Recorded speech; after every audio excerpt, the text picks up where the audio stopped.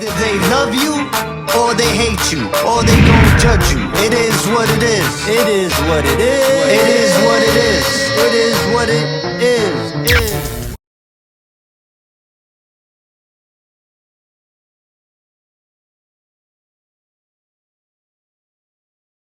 It's a lot easier for me to accept and to stop trying to just have 2 cocktails and no more. Trying. It becomes so much easier because I can't. Because I can't do it because I have this allergy that the moment I drink that cocktail, there is something inside me that is this hunger that wants more. One is never enough. It is never enough. My brain does not compute as like, oh, we just had a drink. Let's chill. I feel uncomfortable in my body. Like literally, I feel riddled with anxiety unless I get hammered. The thing is, people, this is just suggestions, right? People first have to acknowledge that there is a problem, right? And then they have to acknowledge what is the problem? What is it stemming? What's triggering?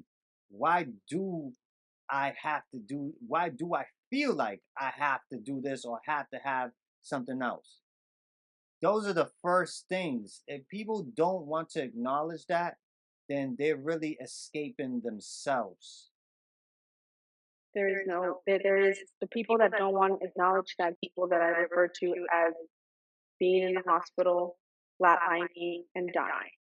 And I have known so many people that have died because they could not accept that they had a problem. They were still trying to do it their way. They were trying to just so desperately be like normal people. It's the great obsession of every abnormal drinker is to drink like a normal person. And many people pursue it to the gates of insanity or death. The only remedy that I have known to work for myself is abstinence. Don't ingest that thing that you're allergic to. Don't put it in your body. Then you have a chance. Then you have a chance at changing your life. And what I tell these women is that we make our life so good today that the thought of going back to that hell, because that's what it felt like. Like I was living in hell. That hamster wheel that you were talking about, every day, waking up, hating your existence, wanting to drink so that I can feel better, waking up, hungover, hating my existence, let's drink or smoke some weed so I can feel better every day. Like that hamster wheel, like, yo. Routine. They built a routine around it. And some people don't know how to get around it because they don't know self. No. And I've known too many people that have gotten sober physically that are miserable. They're miserable because you haven't dealt with the root issue. The drinking was never ever really your problem. It wasn't the drinking. There's so much stuff underneath to unpack. We're talking about childhood trauma. We're talking about generational trauma. Gosh, we're talking about so many things, and it's different for each individual, but there's these things that are just packed in there. And when we start to unpack these things, we start to feel lighter. We start to see the sun and appreciate like what life has to offer around us. We are reawakened. It's like we are reborn. We make our life so good today. We have fun experiences. We go on retreats. We get spiritual. Some of my most spiritual friends are addicts who have been through hell, who have walked this path of like really wanting to stop doing something, finding you can't. This hamster wheel that we're talking about, it feels like an inferno merry-go-round that never ends. You can't get off this merry-go-round. It's just round and round, the same shit over and over again. So we make our life good today. That's the first thing. The first thing is let's put down this thing that you can't seem to, that your life gets unmanageable when you ingest. That's the first step. Now let's go deep within. Let's get inside and let's start unpacking these things that would make us want to run to the bottle or run to the dude or run to the drug or, let's get in there. And that takes work. And not a lot of people are willing to do that. Some people are scared to sit with themselves and look at themselves and be with themselves. It's true. This is not a path for the faint of heart. It Because isn't. There's help. I would add this on, they are scared because people feel what they don't understand, right? And they never understood themselves because since we all got here, we wasn't conditioned or taught to know ourselves. We're given a name, we're given a culture, we're given how you're supposed to dress, think, act, and then it's just like somebody else in the street that you don't know. You're like, I don't know that person. I don't want to. Yeah.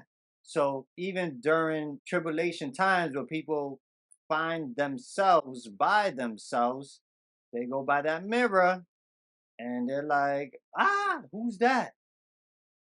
It's you.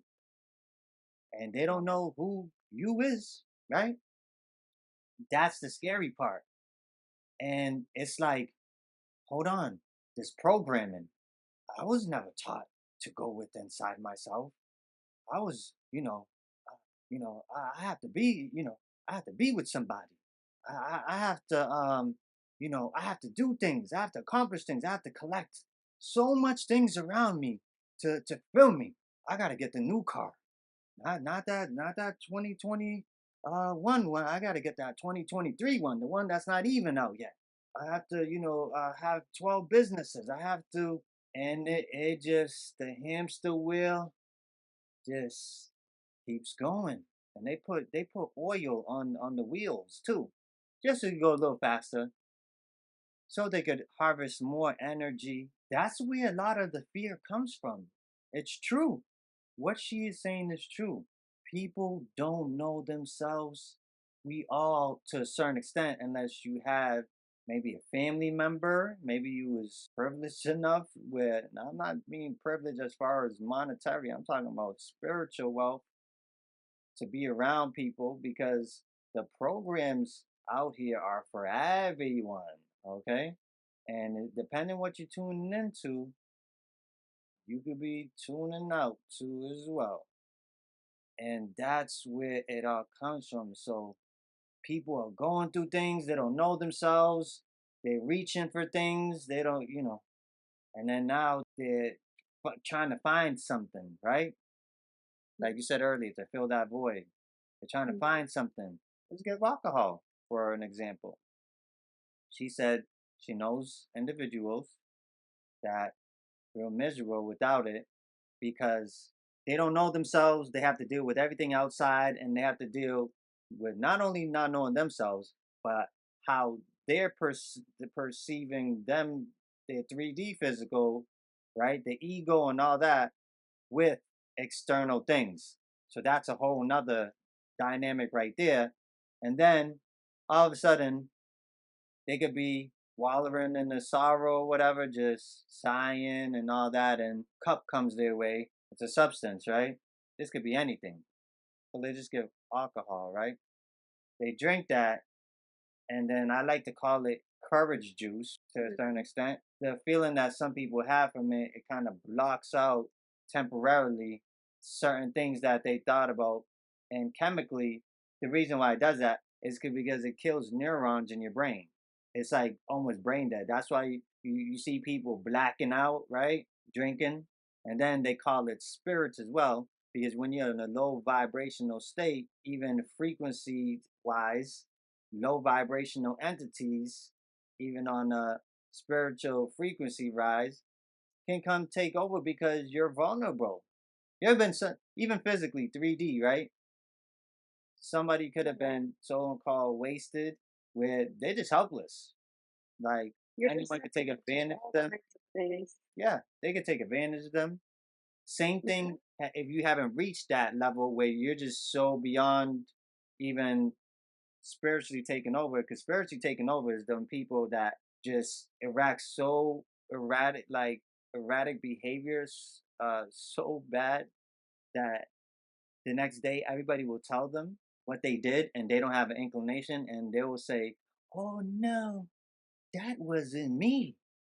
And I believe them because spirits, they call alcohol spirits. You could go to the spirits and wine stores. Go check out some of them alcohol place stores and just look at the titles. Some of them will say alcohol store. You might see spirits and wines. You ever think why they call spirits with wines with alcohol? Something to look up.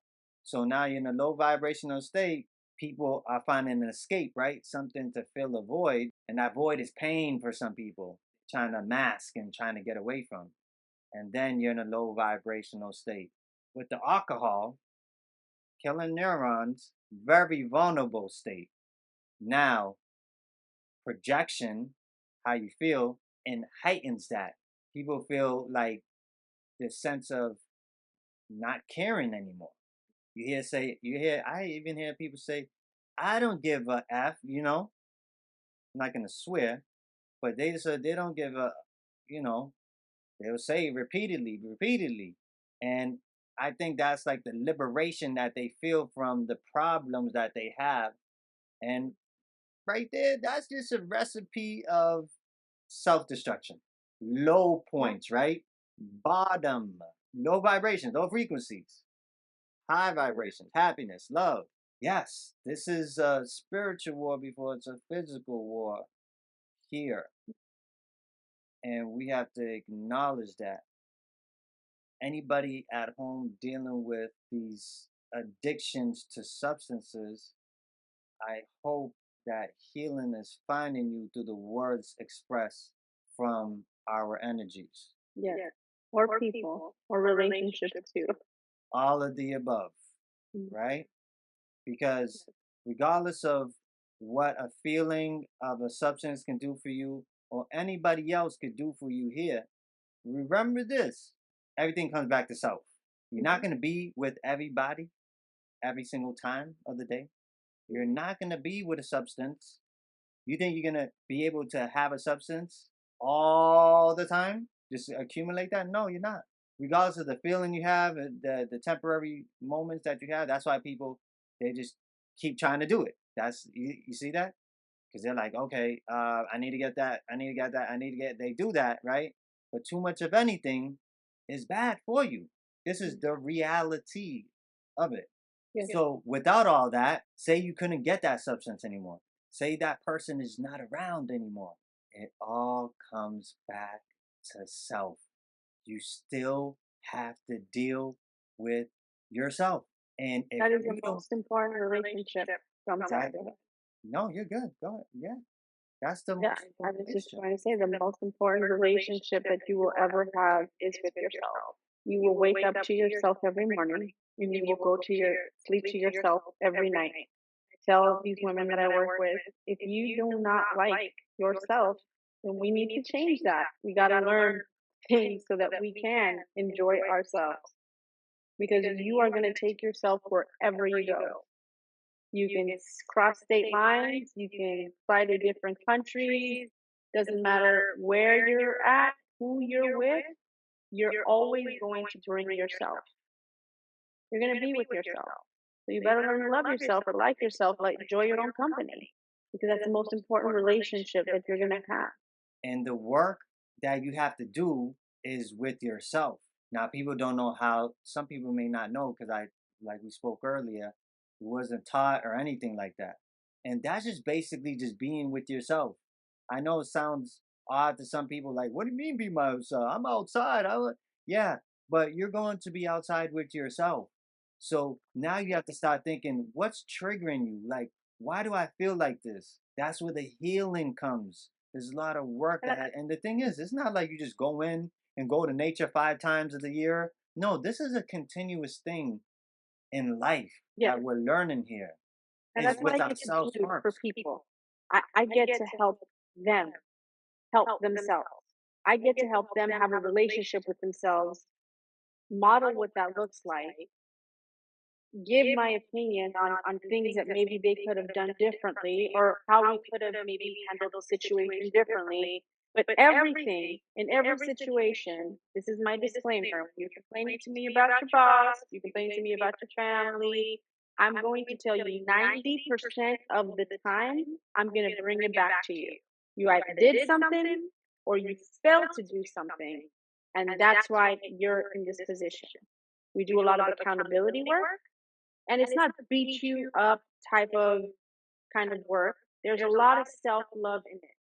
It's not, you're never going to hate yourself into loving yourself. It doesn't work like that, right? So it's not like beating yourself up when you do something wrong, but there has to be this accountability and acknowledgement of what actions did I take that put me in this position? What can I do differently if I'm not liking the results of the outcome? What actions can I do differently?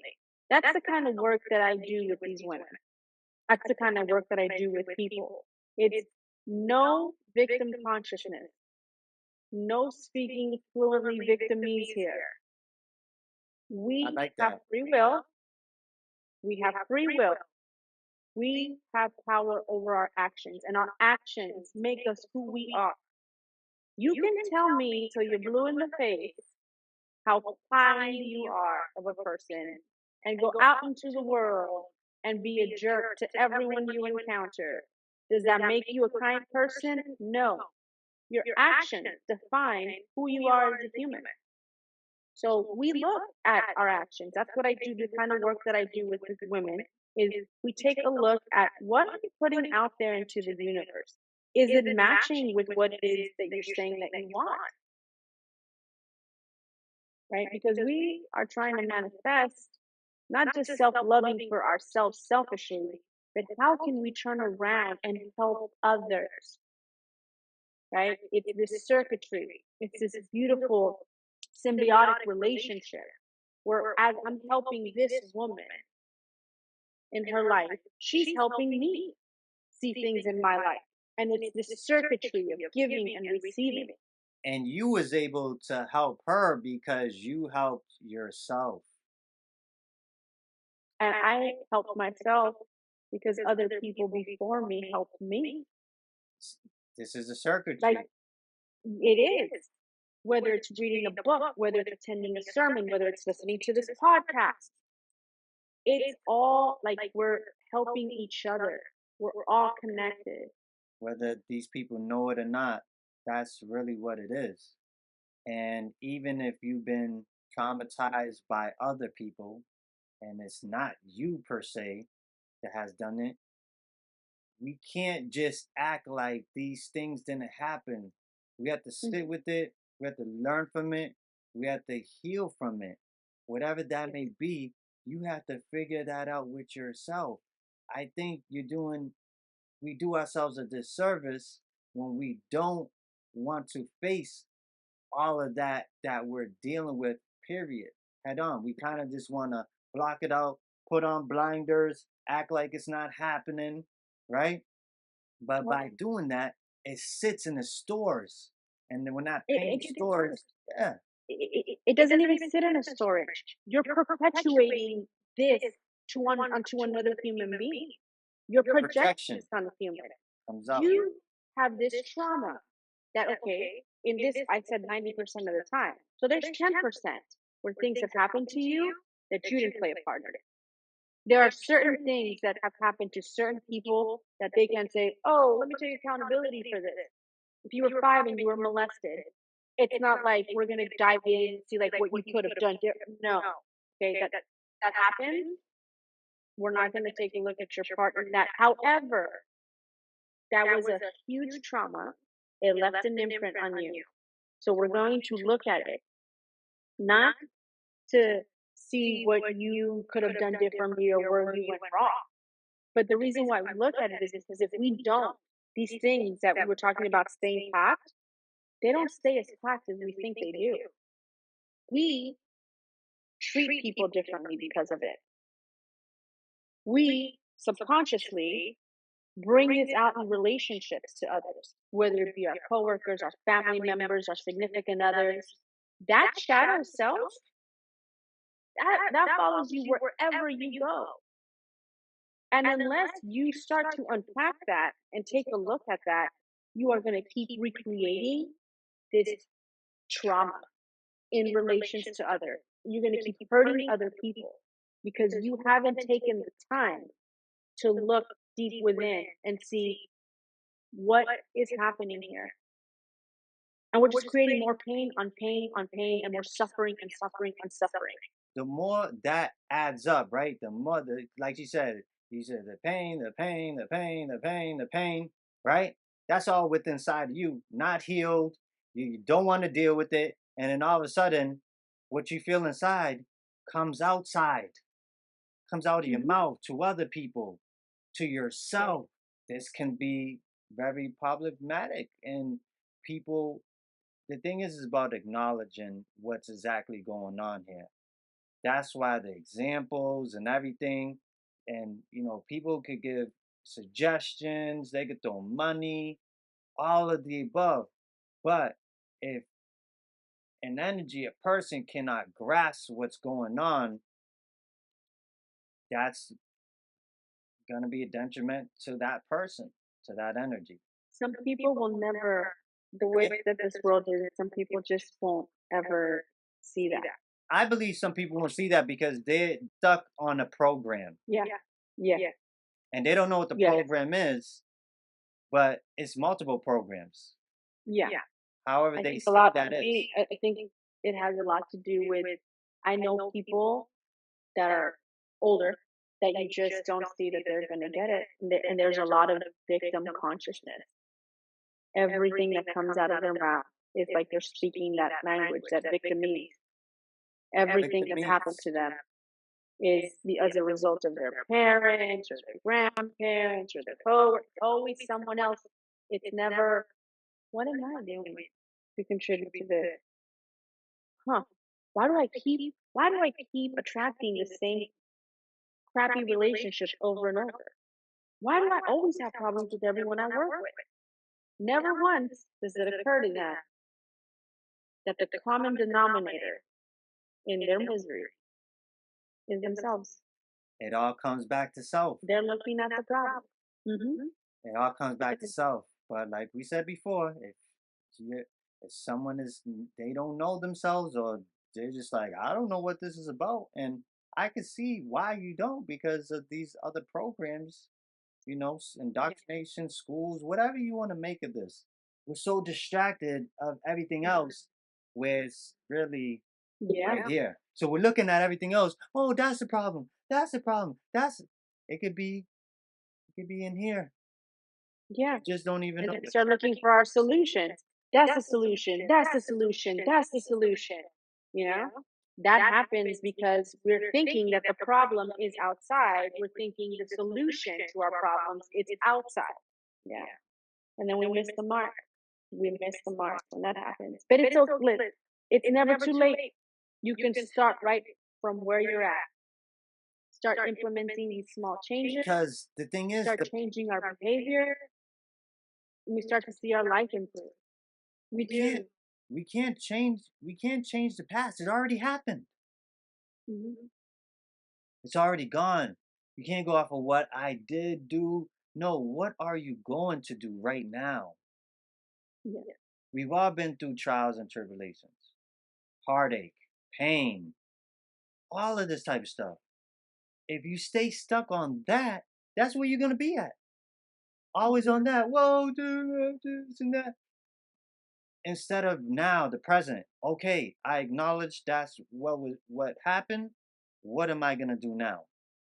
What do I need to work on? What is bothering me so much that I'm reacting like this? You know what? Let me take myself out of this situation right now. Go out in nature, meditate, be by myself. You don't have to be kumbaya and kundalini and all that. I think that's getting too technical for some people because that's different. There's different levels. It's really just having a meeting with yourself. You know how people have meetings with other people? We're having a meeting right now. We're meeting with each other. Okay. Yeah. I think a lot of people are so used to that. They're like, if I was by myself, some people be like, what? Okay, I'm here doing what? It feels awkward. You was never conditioned or taught to be in that type of space. Your own space. How did we get to a point where people are afraid of themselves? Yeah. Don't you take a shower with yourself? Don't you sleep with yourself? Yeah, but while as they're taking a shower, do you think they're really presently taking a shower, or they're thinking about the things that they need to do, or thinking about conversations that happened in the past that they could have said?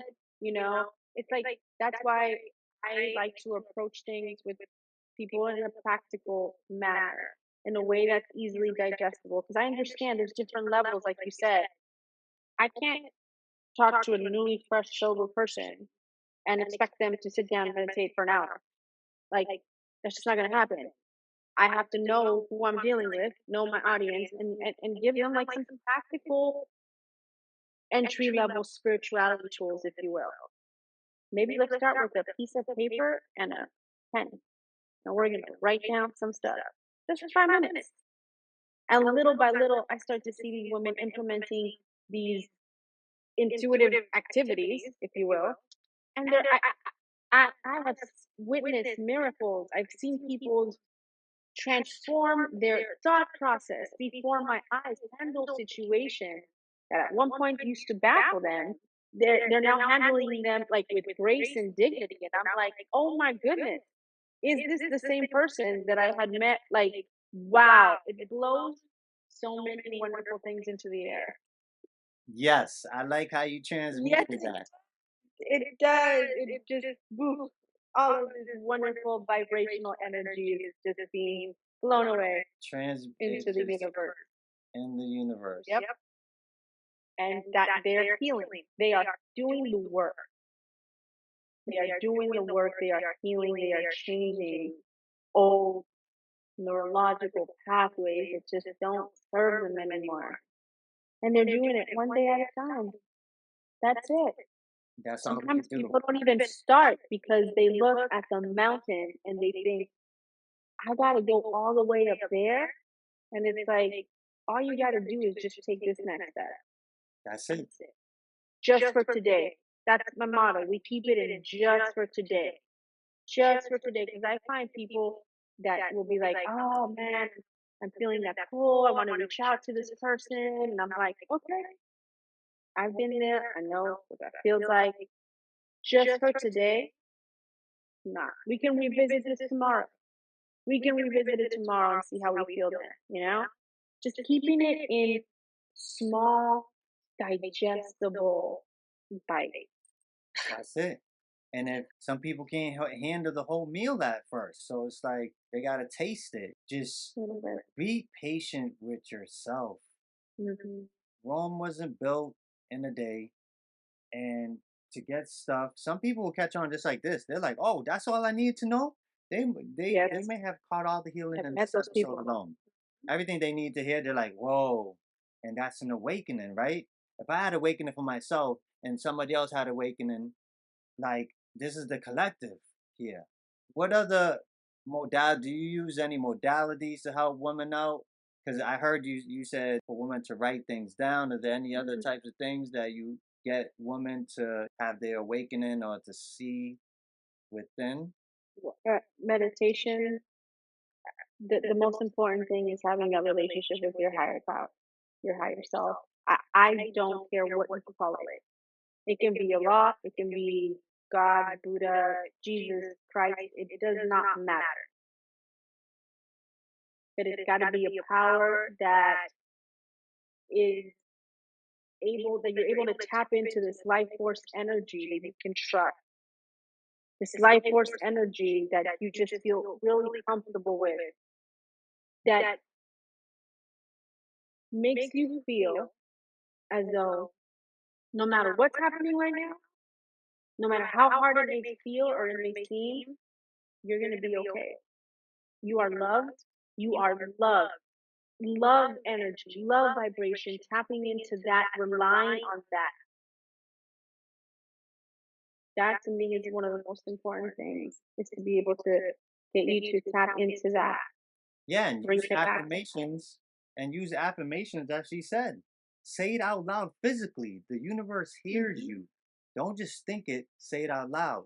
Energy, everything's energy. So you think it, it's energy. You say it out. That's one way. Love, I am abundance and protection and health and another way is writing it. Well-being. There is power in writing.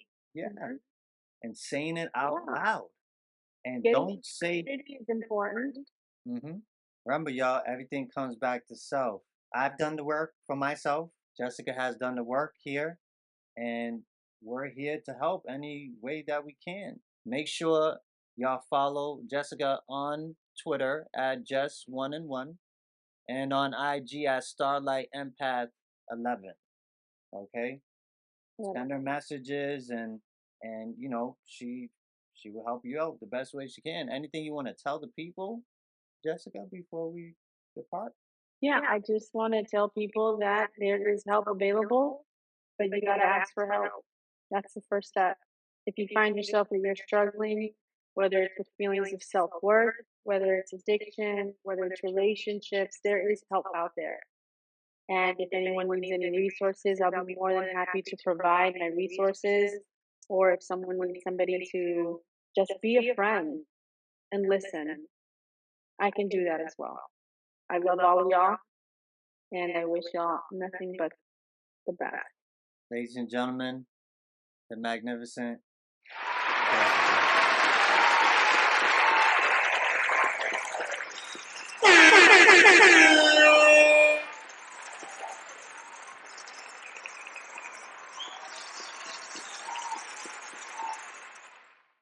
Make sure y'all check out at Lingo Ink on IG. Make sure you subscribe and love on that like button. Share this out with your friends, family, anybody that you think that may need help. This is for y'all. Tune into the channel, hit that notification bell. Till the next time, peace and love and abundance to you all.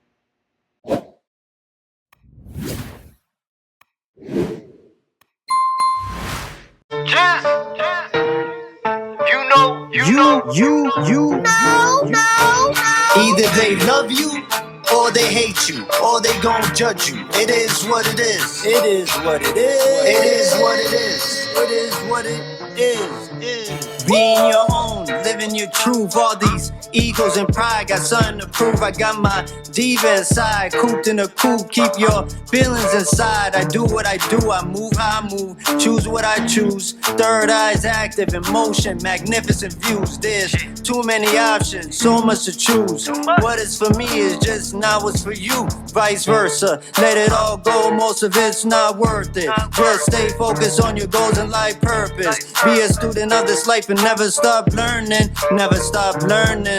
Nah, there's some shit you just gotta accept. Your reality is created by the thoughts in your head.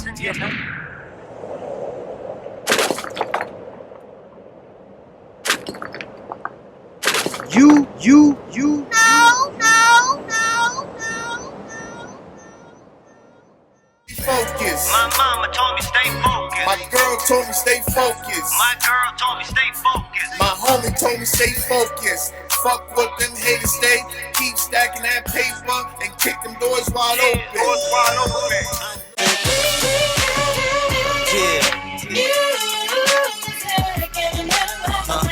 It's just how you like love. Right before you come.